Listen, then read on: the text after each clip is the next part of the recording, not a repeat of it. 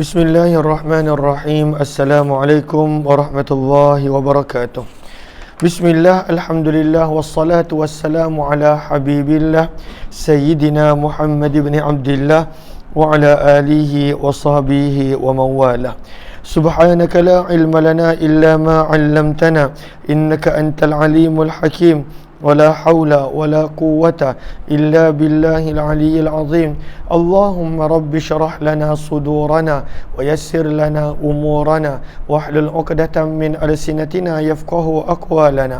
اللهم فقهنا في الدين وعلمنا التأويل برحمتك يا رب العالمين والحمد لله رب العالمين. Alhamdulillah, alhamdulillah, syukur kepada Allah Subhanahu wa taala, kita bertemu di dalam pembacaan kitab hadis sahih Imam Muslim rahimahullahu taala, dan kita telah tiba pada hadis yang ke-6036, yang mana pada hadis yang ke-6036 membicarakan berkenaan tentang kasih sayang Nabi SAW kepada para wanita dan bagaimana baginda memerintahkan untuk arif kebihin, berlemah lembut dengan para wanita. Riwayat 6032, baca sanad dia.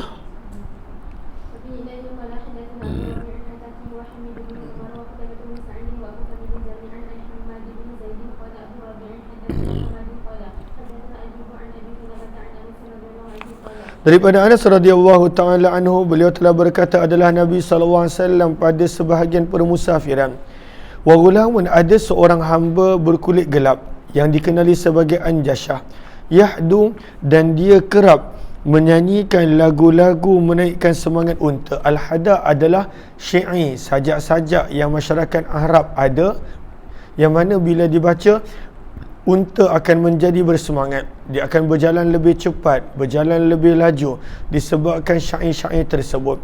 Maka syair-syair ketika dalam permusafiran untuk menjadikan unta bersemangat dikenali sebagai al-hadab. Maka Nabi SAW pun menegur Anjashah. Nabi berkata, wahai Anjashah, ruwaidak, perlahan-perlahanlah kamu, sauqan bil qawarir, dalam memandu gelas kaca yang mudah pecah. Al-qawarir maksudnya Nabi SAW umpamakan para muslimat, para ibu dengan gelas kaca yang mudah pecah, supaya Anjashah tidak terlalu asyik di dalam hadaknya, sehingga unta tersebut berjalan begitu laju dan boleh membahayakan para muslimat dan para wanita. 6033 kita tidak terjemahkan sebab riwayat yang lebih kurang sama. Wa bi ilaihi qala wa hadatsana Abu Rabi' al-Ataki wa Hamid bin Umar wa Abu Kamil qalu hadatsana Hammad an Thabit an Anas radhiyallahu anhu binahwi. 6034, baca sanad dia.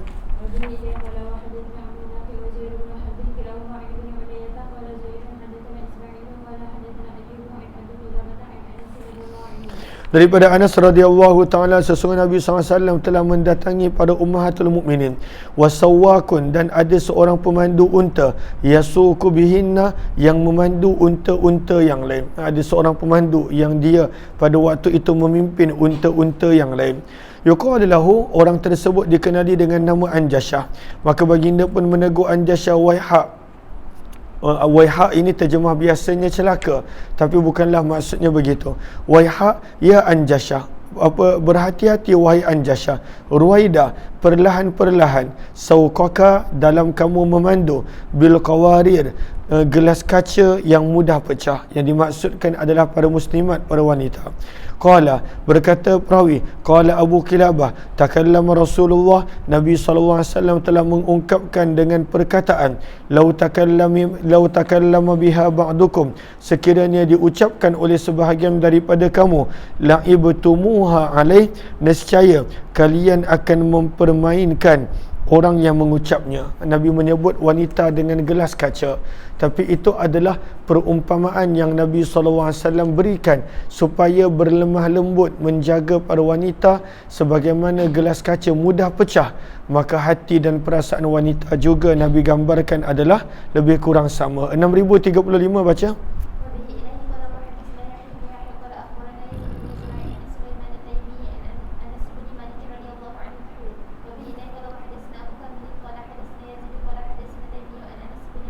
Daripada Anas bin Malik radhiyallahu anhu, beliau berkata, kanat Ummu Sulaim ma'an nisa'in Nabi. Adalah Ummu Sulaim pernah bersama dengan isteri-isteri Nabi sallallahu alaihi wasallam. Wa huwa, dan ada seorang pemandu, yasuqu bihin, yang memandu unta para ummahatul mukminin. Faqala Nabiyullah, maka Nabi sallallahu alaihi wasallam pun bersabda, ai Anjashah, wahai Anjashah, ruwaidah, perlahan-perlahanlah, sauqaka, dalam kamu memandu, bil qawarir, akan gelas kaca yang mudah pecah. 6036 baca.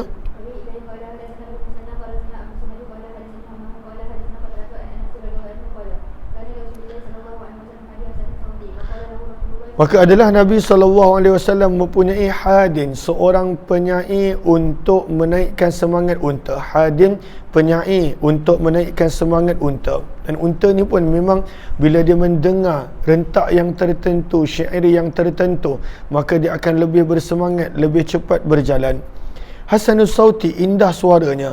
Maka Nabi SAW telah berkata kepadanya, Ruwaidah, perlahan-perlahanlah wahai Anjashah, la taksiril qawarir, janganlah kamu memecahkan gelas kaca yang mudah pecah, yakni dha'afatan nisa, yang Nabi maksudkan para wanita yang Nabi maksudkan adalah kelemahan para wanita. Maka para ulama berbeza pendapat apakah maksud Nabi SAW kepada Anjashah untuk perlahan dan berhati-hati. Maka para ulama mempunyai dua pandangan pada baris yang kedua empat daripada awal tajuk. Maka waqtalafal ulama fil muradi bi tasmiyatihim qawarir, maka ada dua pandangan. Yang pertama, anna ma'nahu anna Anjashah kana hasanas saut, adalah Anjashah seorang penyair yang indah suaranya, wa qad yahdu bihim, dan dia menggunakan suaranya untuk menyanyikan syair di dalam perjalanan, wa yunshidu syai'an minal qarid war rajz, dan dia menyanyikan semua nyanyian-nyanyian untuk menaikkan semangat unta. Maka Nabi SAW memerintahkan fa'amarahu bil kaf, untuk dia berhenti, supaya pada waktu itu tidak meninggalkan kesan pada hati para wanita, para muslimat, dengan keindahan suara yang ada pada Anjashah. Ini adalah pandangan yang pertama. Pandangan yang kedua, wal qaul tsani annal murada bi ar-rifqu fi sayr, Nabi menyuruh untuk berjalan dengan perlahan.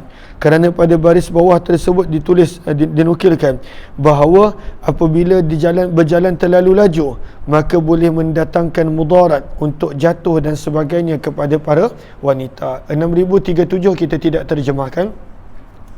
Wabihi ilaihi qala wa hadatsana Ibnu Bashar dan qala hadatsana Abu Dawud dan qala hadatsana Hisham an Qatadah Anas radhiyallahu anhu an Nabi sallallahu alaihi wasallam wa lam yadhkur hadin hasanus saut. Bab yang seterusnya berkenaan tentang dekatnya Nabi sallallahu alaihi wasallam dengan para sahabat, wa tabarrukihim bih, dan bagaimana mereka ada mengambil keberkatan dengan baginda, wa tawadhu'ihi lahum, dan bagaimana tawadhu'nya Nabi sallallahu alaihi wasallam terhadap para sahabat. Terus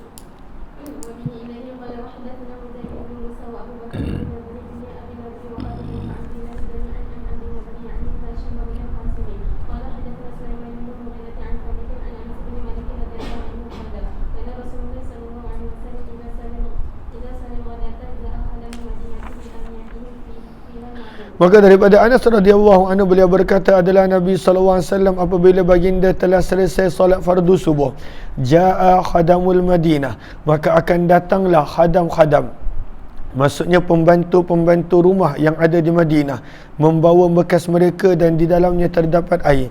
Fama yu'ta bi'ina'in, maka tidaklah didatang kepada Nabi SAW dengan mana-mana bekas air, illa kecuali ghamasa yadahu fih, Nabi akan merendamkan tangan baginda di dalam bekas air tersebut.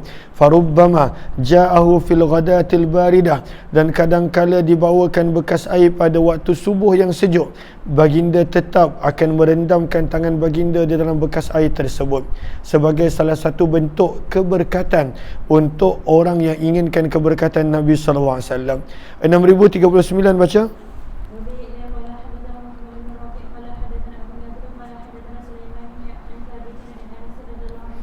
Daripada Anas radhiyallahu taala anhu, beliau telah berkata, demi sesungguhnya aku telah melihat Nabi sallallahu alaihi wasallam wal hallaku, dan tukang cukur yang sedang mencukur Nabi sallallahu alaihi wasallam, wa atafa, dan telah mengelilingi Nabi sallallahu alaihi wasallam pada sahabat baginda, fama yuriduna, maka tidaklah mereka inginkan apa-apa kecuali antaqa asy'aratun, jatuh dan gugurnya rambut Nabi pada tangan mereka. Maka mereka sentiasa tunggu bila dicukur rambut Nabi, maka bila sempat menyentuh tanah, maka para sahabat dah mengambil rambut Nabi sallallahu alaihi wasallam.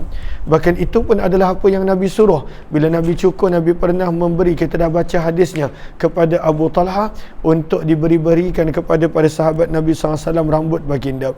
6040 baca.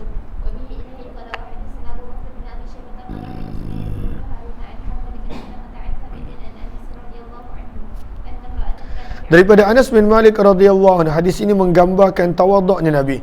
Anna mura'atan, sesungguhnya ada seorang wanita, kana fi aqliha syai'un, yang mana pada akalnya ada sedikit kekurangan. Maksudnya dia tidak berapa sihat pada akal pemikiran dia. Maka wanita ni akan datang kepada Nabi seraya berkata, wahai Rasulullah, innali ilaika hajah, sesungguhnya aku mempunyai keperluan. Dia minta Nabi untuk bantu dia, maka Nabi akan layan walaupun Nabi tahu dia tidak berapa sihat. Nabi berkata, wahai Ummu Fulan, unzuri ayyasika, lihatlah jalan-jalan mana yang kamu mahukan untuk membawa Nabi pergi, hatta aqdiya laki hajataki, supaya aku boleh memenuhi untuk kamu keperluan kamu. Faqala ma'aha, maka wanita ini akan bersama dengan Nabi SAW pada sebahagian daripada jalanan sehingga dia selesai daripada hajatnya, sehingga dia pun cerita kepada Nabi, sampai kepada Nabi. Nabi pun akan tolong apa dia minta tolong. Ini menggambarkan tawaduknya Nabi SAW. Bab yang seterusnya berkenaan tentang muba'adatihi lil atham, bagaimana Nabi sallallahu alaihi wasallam menjauhkan dosa dan maksiat, waqtiyari minal mubahi ashalah, dan Nabi menyukai untuk memilih apa perkara-perkara yang mudah daripada amalan-amalan yang diharuskan. Wa intiqamihi lillah, dan baginda hanya akan menghukum seseorang kerana Allah, intihaki hormati, indantihaki hormati, sewaktu dilanggar akan larangan Allah Subhanahu wa taala. Nabi tak pernah menghukum manusia untuk diri baginda. Nabi hanya menghukum manusia kerana Allah Subhanahu wa taala, itu pun apabila dilanggar peraturan-peraturan Allah yang telah diharamkan oleh Allah Subhanahu wa taala. 6041 baca.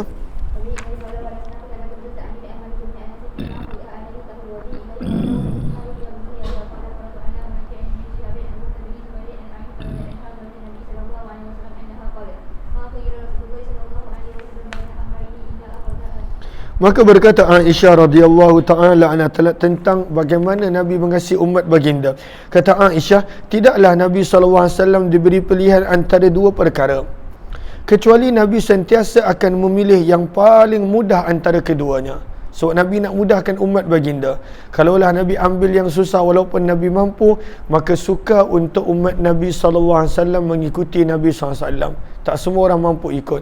Maka banyak benda bila Nabi ada pilihan, Nabi akan ambil yang paling mudah. Malam yakun, selagi mana ianya bukanlah berkenaan tentang dosa. Fa in kana ithman, jika ianya adalah dosa, maka Nabi adalah orang yang paling menjauhkan diri daripada dosa. Wa man taqama, dan baginda tidak pernah menghukum seseorang pun li nafsihi, untuk diri baginda, illa kecuali antuntahaka, bahawa orang tersebut ataupun berlakunya perlanggaran hormatullah terhadap larangan-larangan Allah, maka barulah Nabi menjadi orang yang paling awal akan menghukum. 6042 sampai 43, dua hadis ini kita tidak terjemahkan sebab riwayat yang lebih kurang sama. Wa bi ilaihi qala wa hadatsana Zuhair bin Harb wa Ishaq bin Ibrahim jami'an an Jarir tahwil. Wa bi ilaihi qala wa hadatsani Ahmad bin Amdah qala hadatsana Fudail bin Iyad kilahuma an Mansur an Muhammad fi riwayat Fudail bin Shihab wa fi riwayat Jarir Muhammad Az-Zuhri an Urwah an Aisyah radhiyallahu anha. 6043 baca.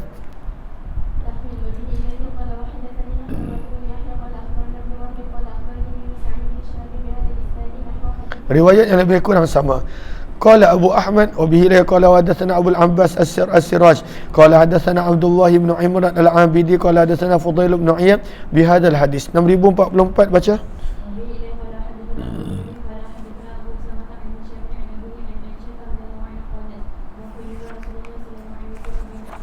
Maka Nabi SAW tidaklah diberi pilihan antara dua urusan, dua perkara, yang mana salah satu daripada keduanya adalah aisar, adalah lebih mudah daripada yang lain. Illakhtara aisarahuma, maka Nabi sentiasa memilih yang paling mudah. Sebab Nabi nak menjadikan mudah untuk manusia mengikuti amalan Nabi. Malam yakum, selagi mana pilihan itu tidak berkaitan dengan dosa. Fa in kana isma, jika ada pilihan yang berkenaan tentang dosa, kana ab'adan nas minhu, maka Nabi adalah manusia yang paling menjauhkan diri daripada maksiat dan dosa. 6045 kita tidak terjemahkan sebab riwayat yang lebih kurang sama. Wa bi ilayhi qala wa hadatsanahu Abu Quraib wa Ibn Numair jami'an an Abdullah bin Numair an Hisham bi hadzal isnad ila qawlihi aisarahuma wa lam yadhkura ma ba'da. 6046 baca.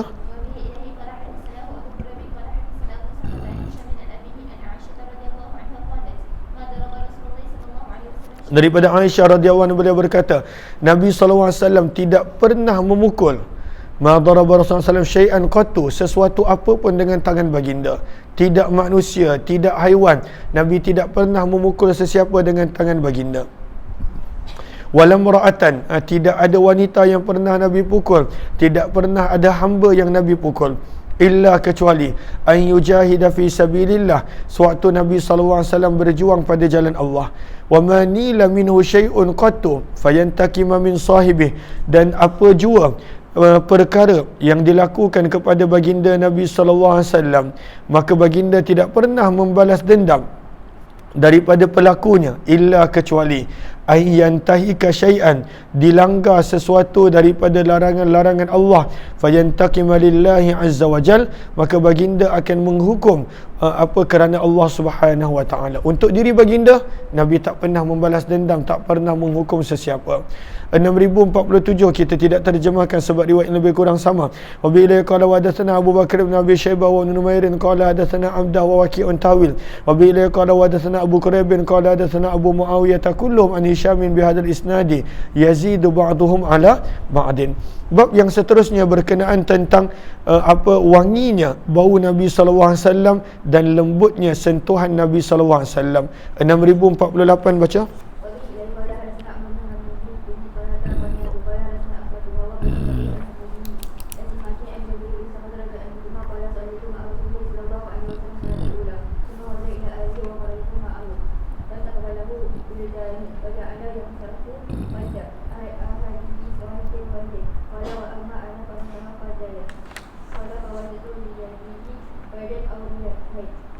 Maka daripada Jabir bin Samurah radhiyallahu anhu, beliau berkata, aku pernah solat bersama dengan Nabi SAW, solat yang pertama, solatul ula, solat yang pertama, maka pada baris nombor 1 iaitu solat fardu zuhur. Summa kharaja ila ahlihi, kemudian Nabi pulang kepada keluarga baginda. Wa kharajtu ma'ah, dan kata Jabir bin Samurah, aku pun turut keluar bersama dengan baginda Nabi SAW. Fastaqbalahu wildan, maka telah menyambut Nabi SAW beberapa orang kanak-kanak. Faja'ala yamsahu khaddai ahadihim, maka Nabi SAW telah mengusap kedua pipi mereka seorang demi seorang. Maka Nabi usap pipi kanak-kanak tadi, Nabi layan seorang demi seorang. Berkata Jabir bin Samurah, wa amma ana, dan adapun aku, maka Nabi SAW telah mengusap kedua pipiku.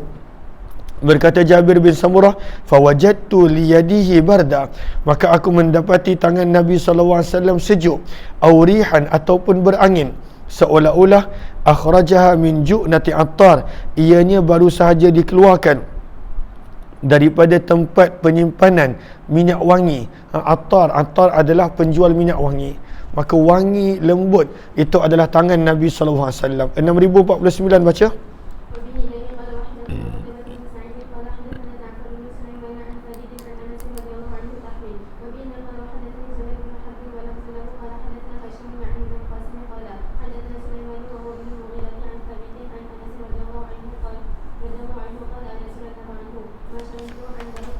Maka Anas radhiyallahu anhu berkata, aku tidak pernah membau ambar ataupun kasturi ataupun apa je wangian yang lebih wangi, atyab, yang lebih wangi daripada bau Nabi SAW.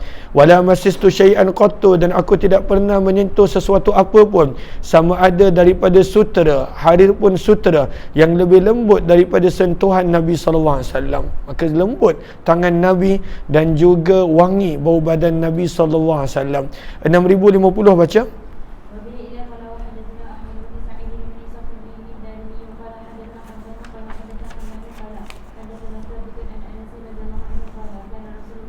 Adalah Nabi SAW azhar al-laun, indah warna kulit Nabi. Azhar ay ahsan, indah warna kulit Nabi. Ka'anna arakahu lu'lu', dan seolah-olah peluh baginda Nabi adalah umpama mutiara. Idza masya, apabila baginda berjalan, takaffa'a, baginda akan condong ke hadapan, nak menggambarkan cepatnya Nabi SAW berjalan. Wala masistu dibajah, dan aku tidak pernah menyentuh sebarang sutera yang lebih lembut daripada tapak tangan Nabi SAW. Wala syamimtu miskan, dan aku tidak pernah tidak pernah bau kasturi ataupun ambar yang lebih wangi daripada bau Nabi SAW. Bab yang seterusnya berkenaan tentang wanginya peluh Nabi SAW dan mengambil keberkatan dengan peluh Nabi SAW. 6051 baca.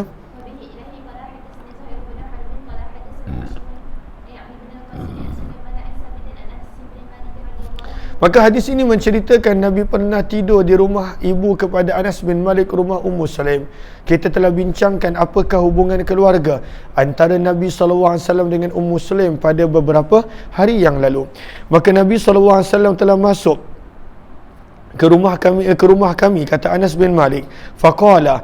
Qala bermaksud baris yang pertama, ainama lil qailulah.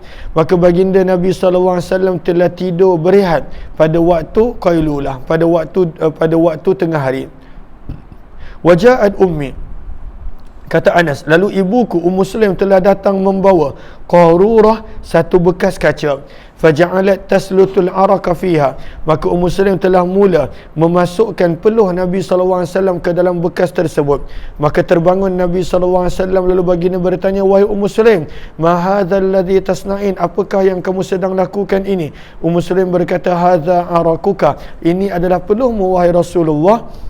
Naj'aluhu, kami menjadikannya, fi tibina, pada minyak wangi kami, dan ianya kemudian menjadi minyak wangi yang paling wangi daripada peluh Nabi SAW.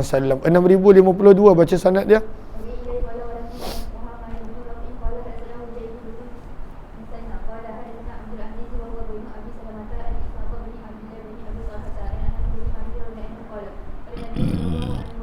Maka daripada Anas bin Malik radhiyallahu anhu, beliau berkata, adalah Nabi SAW pernah memasuki rumah Ummu Sulaim, kerana Ummu Sulaim adalah keluarga Nabi SAW.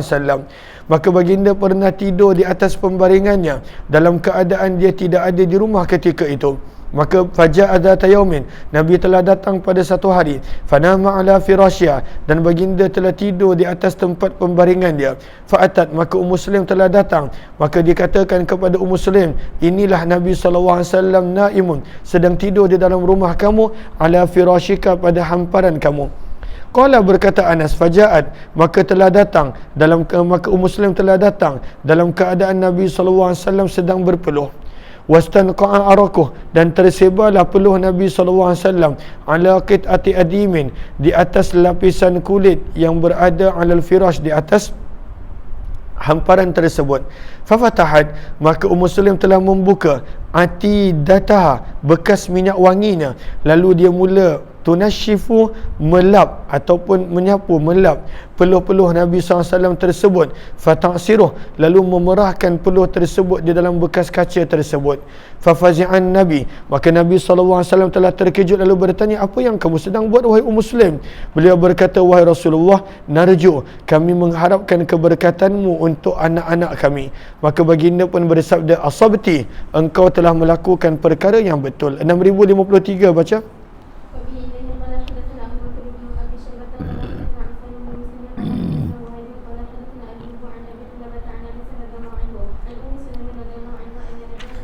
Maka Nabi SAW kata Ummu Sulaim kerap mendatangi rumah dia, sebab Nabi SAW termasuk daripada keluarga Ummu Sulaim. Fayaqilu indaha, Nabi akan tidur tengah hari di rumah Ummu Sulaim. Fatabsutu lahu, dan Ummu Sulaim akan membentangkan untuk Nabi nita'ah, hamparan kulit. Fayaqilu alaih, dan Nabi akan tidur tengah hari di atas hamparan kulit tersebut. Berkata Anas bin Malik, wa kana kathiral arak, dan adalah Nabi SAW seorang yang banyak peluh baginda. Fakanat tajma' arakah, maka adalah Ummu Sulaim mengumpulkan peluh Nabi SAW, lalu meletakkan ia fit pada wangian, wal qawarir, dan juga bekas kaca. Maka Nabi SAW pun bertanya, wahai Ummu Sulaim, apa yang kamu buat ini? Beliau berkata, arakuka, peluhmu wahai Rasulullah, adufu pada baris yang kedua daripada bawah, bermaksud akhlutu, aku mencampurkan peluhmu dengan wangianku. 6054 baca.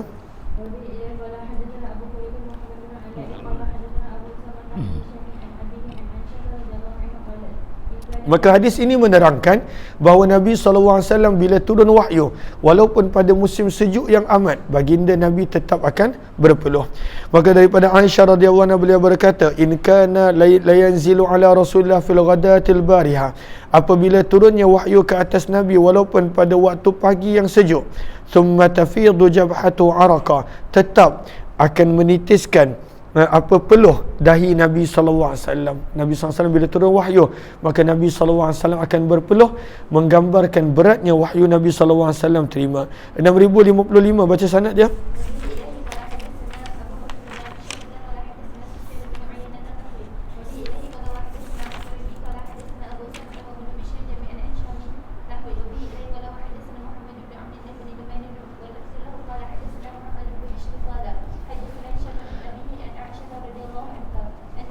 Maka Haris bin Hisham radhiyallahu anhu telah bertanya kepada Nabi SAW, kaifa ya'tikal wahyu, bagaimanakah wahyu datang kepada tuan wahai Rasulullah? Maka Nabi pun menjawab, ahyanan, kadangkala, ya'tini, wahyu datang kepadaku, fi misli salatil jaras, pada gambaran, pada bentuk bunyian loceng. Maksudnya sangat bising, sangat bingit. Kalaulah kita bunyikan loceng pada telinga kita, kita boleh rasa bebanan tersebut pada waktu itu, kuatnya bunyi tersebut. Sebab itu sabda Nabi, wa huwa asyaddu alayya, dan bunyi loceng ini adalah sesuatu yang sangat-sangat berat ke atasku. Thumma yafsimu anni, dan kemudian Allahumma salli ala sayyidina Muhammad, ketika berakhirnya wahyu tersebut daripadaku, wa qad wa'aitu, dalam keadaan aku telah mengingati wahyu tersebut, wa ahyanan, dan kadangkala akan ada malaikat dalam bentuk seorang lelaki, fa'i, lalu aku pun mengingati apa yang dia katakan. 6096 baca sanad dia. Jelas ke jelas? Terus baca.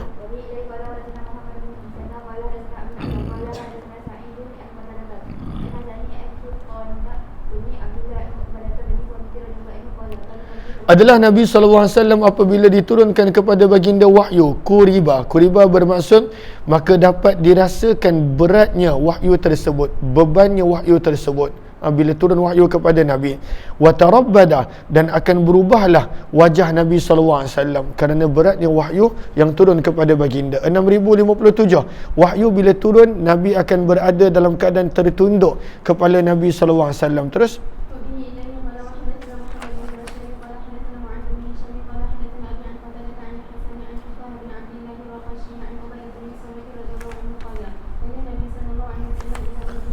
maka Nabi SAW apabila diturunkan ke atas baginda wahyu, nakasa, tertunduk kepala baginda. Dan para sahabat bila tengok kepala Nabi tertunduk, maka mereka pun akan menundukkan kepala mereka. Falamma utliya, apabila telah berakhirnya penurunan wahyu, rafa'a ra'sah, barulah Nabi mengangkat semula kepala baginda. Hadis yang seterusnya menceritakan tentang bentuk ataupun bagaimana rambut Nabi SAW dan juga wahulyatihi, pakaian baginda Nabi SAW. Terus 6058.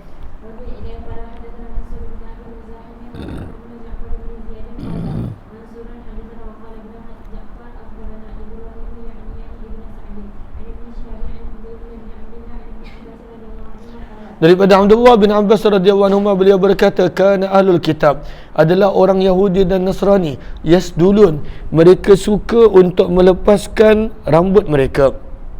Yasdulun, mereka lepaskan, mereka tidak sikat rambut mereka. Maka yasdulun pada baris yang kedua daripada awal tajuk, sadlu sya'ri irsaluh, maksudnya melepaskan rambut mereka. Wal muradu bihuna, yang dimaksudkan di sini di sisi para ulama adalah mereka membiarkan rambut mereka alal jabin, pada dahi, pada dahi mereka. Wattikhadhuhu kal qussah, yuqalu sya'ruhu wa thawbuhu idza arsalah, mereka membiarkan rambut mereka. Ini adalah golongan Yahudi dan Nasrani. Sementara orang musyrikin, yafrukun, mereka suka membelah tengah rambut mereka. Dan adalah Nabi SAW yuhibbu, menyukai, yang muwafaqata ahli kitab, untuk sentiasa bersama dengan ahli kitab berbanding daripada musyrik. Fima lam yu'mar bih, pada perkara yang Allah tidak perintahkan kepada Nabi apa-apa. Fasadalah, maka Nabi SAW pada awal membiarkan rambut baginda nasiyatah, di atas dahi baginda. Kemudian baginda Nabi SAW faraqah, telah membelah tengah rambut Nabi SAW. 6059 kita tidak terjemahkan. Wabila qala wa hadatsani Abu Tahir qala hadatsana Ibn Wahab qala akhbarani Yunus an Ibn Syihab bi hadzal isnad nahwa. 6060 baca.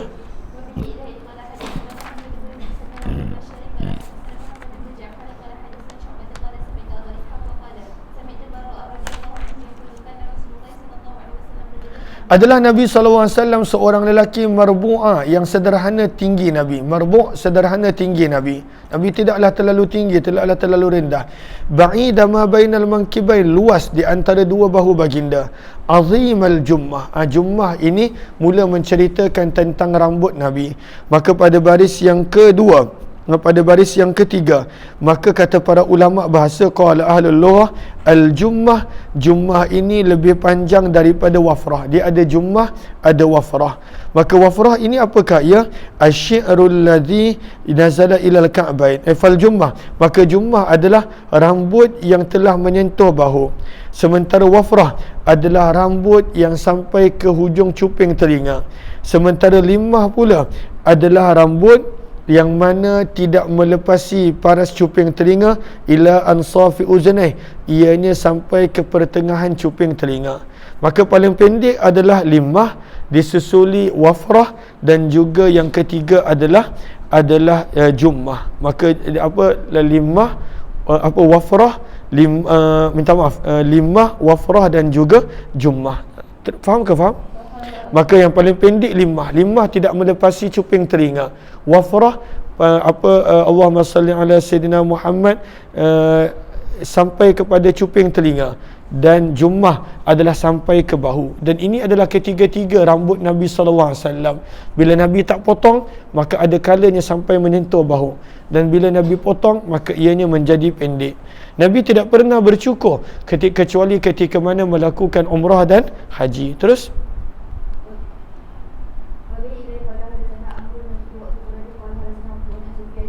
mana baca ni? Azim al-jummah. Azim bermaksud lebat. Lebat rambut Nabi SAW. Dan jummah sampai ke mana? Ila syahmati uzunaih, sampai kepada cuping telinga. Istilah biasa jummah akan sampai ke bahu. Alaihi, Nabi memakai set pakaian berwarna merah. Ma ra'aitu syai'an, kata perawi, aku tidak pernah melihat seseorang yang lebih indah daripada baginda alaihi salatu wassalam. 6061 baca.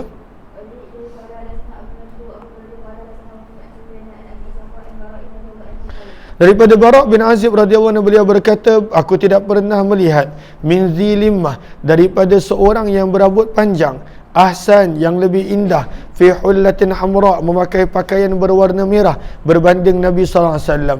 Sya'ruhu yadribu mankibai, ini adalah limah, yang mana Allahumma salli ala Sayyidina Muhammad, rambut Nabi SAW menyentuh kedua bahu baginda. Ba'ida ma bainal mankibain, luas bahu Nabi. Laisa bitawil, Nabi tidaklah terlalu tinggi dan tidak pula terlalu rendah. Qala Abu Quraibin lahu sya'arun. Terus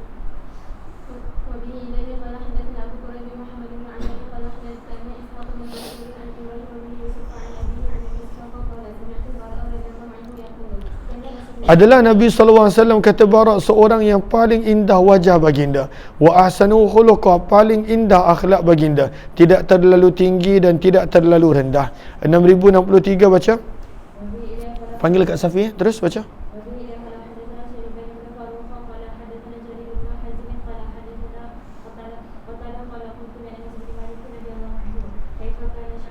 Maka bagaimanakah rambut Nabi? Telah ditanya soalan kepada Anas bin Malik oleh Qatadah. Maka beliau berkata, kana sya'aran rajila, adalah rambut Nabi SAW ikal, laisa bil ja'di, tidak terlalu kerinting, walas sabti, tidak terlalu lurus. Kalau kerinting macam rambut orang Arab, kalau lurus macam rambut orang bukan Arab. Tapi rambut Nabi tengah-tengah, gabungan antara keduanya. Rambut Nabi ikal, baina uzunaihi wa atikih, dan rambut Nabi SAW menyentuh kedua cuping telinga baginda dan juga tengkuk baginda. 6064 baca.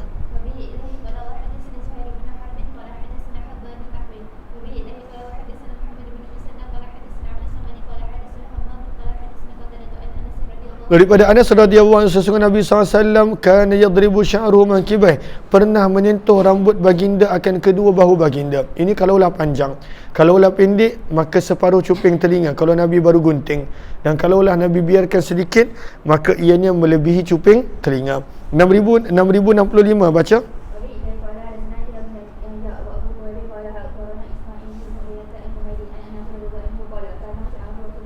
Maka adalah rambut Nabi SAW sampai kepada separuh telinga. Sebab itu kata Imam Nawawi pada baris yang keempat, wal jam'u baina hadhir riwayat, cara untuk menggabungkan riwayat-riwayat ini adalah bahawa annama yalil uzun huwa alladhi yablughu syahmata uzunai, rambut baginda yang yang berhampiran dengan telinga, maka rambut itulah yang menyentuh cuping telinga. Wa huwa alladhi baina udhunayhi wa atikih, dan rambut Nabi SAW berada di antara telinga dan tengkuk baginda. Wa ma khalfahu huwa alladhi yadribu mankibaih, sementara rambut Nabi yang berada di belakang akan menyentuh bahu. Wakila, dan ada pandangan mengatakan ianya mengikut kepada waktu yang berbeza. Apabila Nabi SAW tidak sempat memendekkan rambut, maka ianya akan sampai ke bahu. Dan apabila baginda pendekkan rambut baginda, maka ianya akan sampai kepada separuh cuping telinga. Dan apabila Nabi SAW biarkan, maka disitulah ia akan menjadi panjang ataupun pendek rambut Nabi, tapi tidak pernah melebihi daripada paras bahu. Terus riwayat seterusnya 6066.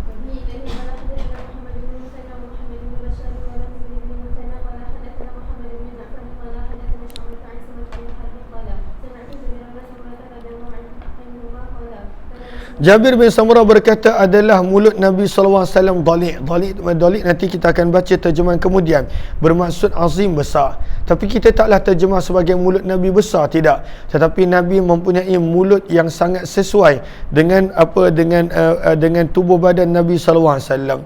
Ashkal al-ain, Nabi SAW mempunyai mata yang lebar, dan juga sebahagian menterjemahkan ashkal sebagai kemerahan pada mata Nabi SAW. Mata Nabi SAW lebar dan ada warna kemerahan pada mata Nabi. Manhus, tidak ada lemak maupun daging pada tumit Nabi SAW. Qala qultu li simak ma dhali'ul fam azimul fam. Qala qultu ma ashkal al-ain. Qala tawilu shakkil ain. Qala qultu ma manhusul akib. Qala qalilu lahmil akib. Terus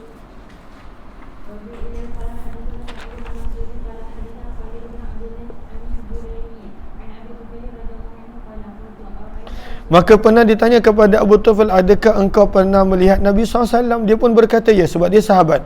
Kana abyad, adalah wajah Nabi putih berseri, malijal wajah, dan wajah Nabi malihal wajah, indah wajah Nabi SAW. Terus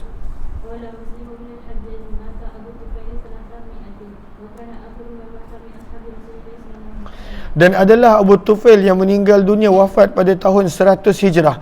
Beliau adalah para sahabat Nabi yang terakhir yang meninggal dunia. 6068. Terus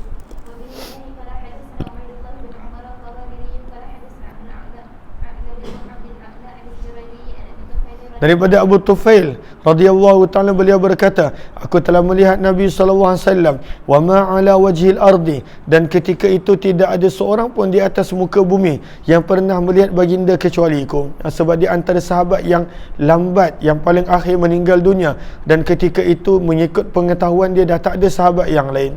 Maka dia berkata, hanya aku seorang yang tinggal. Maka ditanya, bagaimanakah engkau melihat Nabi? Maka beliau berkata, kana abyad, adalah Nabi SAW putih, malihan, indah wajah Nabi, muqassada, dan sederhana ketikian Nabi. Berkenaan tentang uban Nabi SAW, asyaib bermaksud uban Nabi. 6069 baca.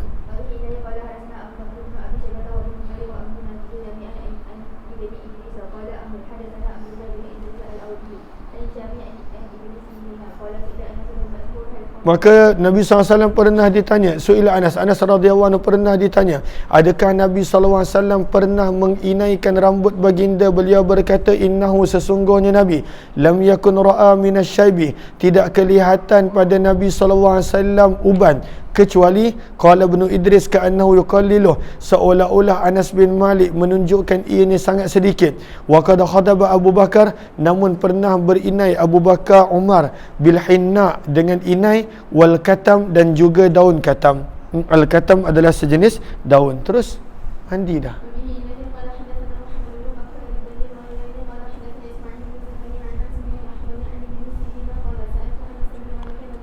Anas bin Malik radhiyallahu anhu, aku pernah bertanya, kata Muhammad bin Sirin, adakah Nabi SAW pernah berinai? Faqala, maka Anas bin Malik berkata, lam yablughil khidab, Nabi tidak mempunyai uban sehingga perlu berinai.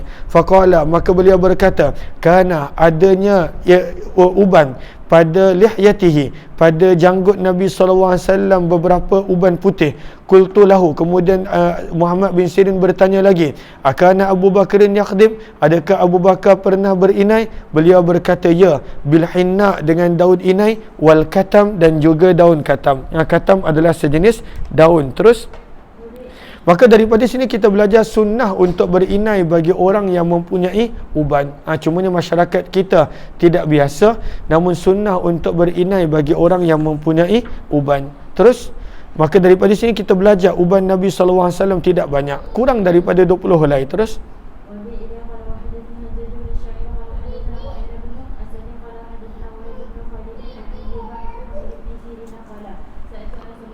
maka Anas bin Malik pernah ditanya oleh Muhammad bin Sirin, akhadaba Rasulullah, adakah Nabi SAW pernah berinai? Beliau mengatakan, innahu lam yara minasyaibi, tidak kelihatan daripada uban pada Nabi kecuali sangat sedikit.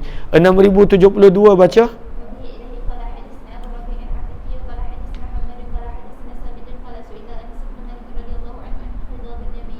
Maka Anas bin Malik pernah ditanya tentang inai Nabi SAW. Maka beliau berkata, lau syi'tu, jika aku mahu, an a'udda, untuk aku mengira, syamatatin. Kenapa tu? Atia. Kenapa Atia?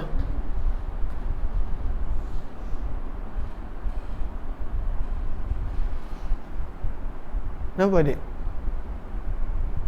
Duduk sini je, main dengan ni. Tengok ada miau tak? Tengok ada miau tak kat luar? Tengok ada miau tak tu? Okey, syamatat pada baris yang ketiga muka surat sebelah, ianya bermaksud adalah uban.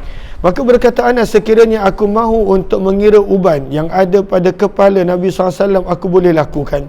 Nak tunjukkan sangat sedikit uban Nabi. Walam yaqtadib, dan Nabi tidak berinai.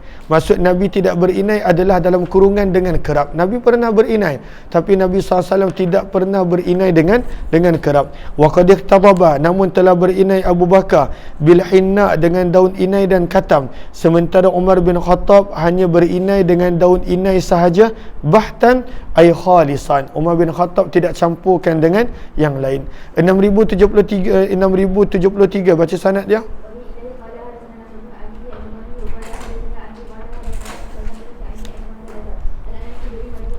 Daripada Anas bin Malik radhiyallahu anhu, beliau berkata, yukrahu, tidak disukai perbuatan yang tifa, mencabut, ar-rajulu, oleh seseorang, asy'aratal bayda, akan uban daripada kepala dan janggutnya. Yukrah, makruh, tak disukai untuk seseorang itu mencabut uban yang ada pada rambut maupun janggutnya.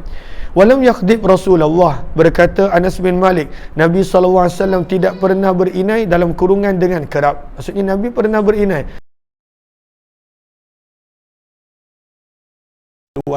Sebab Nabi SAW sentiasa mempunyai uban kurang daripada 10 helai.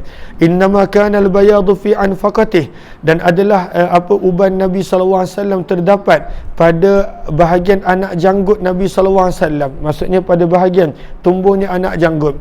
Wa fi sudraini wa fi ra'si nabzun, dan pada bahagian tepi kepala Nabi dan pada kepala Nabi SAW nabzun, beberapa helai. Nabzun nak menunjukkan pada waktu itu ianya mutafarriqah, ianya berada pada tempat-tempat yang berbeza. Maka pada 3 tempat inilah terletaknya uban Nabi SAW. 6074, kita tidak terjemahkan, baca sanad dia.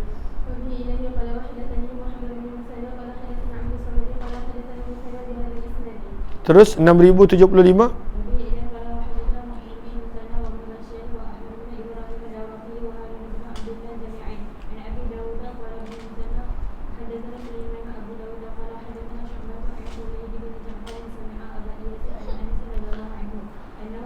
Maka Anas bin Malik radhiyallahu pernah ditanya berkenaan tentang uban Nabi. Maka beliau berkata, masyanahullah, Allah tidak mengaibkan Nabi SAW bibayda, dengan uban, dengan rambut putih. Maka Nabi tidak ada.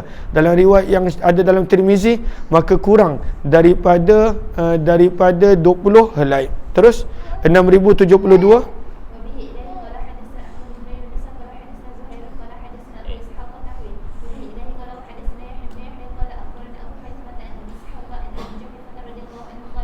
Daripada Abu Juhaifah radhiyallahu anhu, beliau berkata, aku telah melihat Nabi SAW, hadhihi minhu bayda, terdapat sedikit uban putih di sini.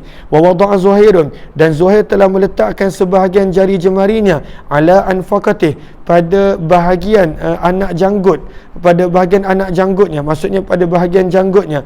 Qila lahu mislu man anta yawma idzin, qala abrin nabal wa arishuha. Yang ini kita sambung jam 2.45 nanti insya-Allah. Terima kasih semua, jumpa lagi insya-Allah.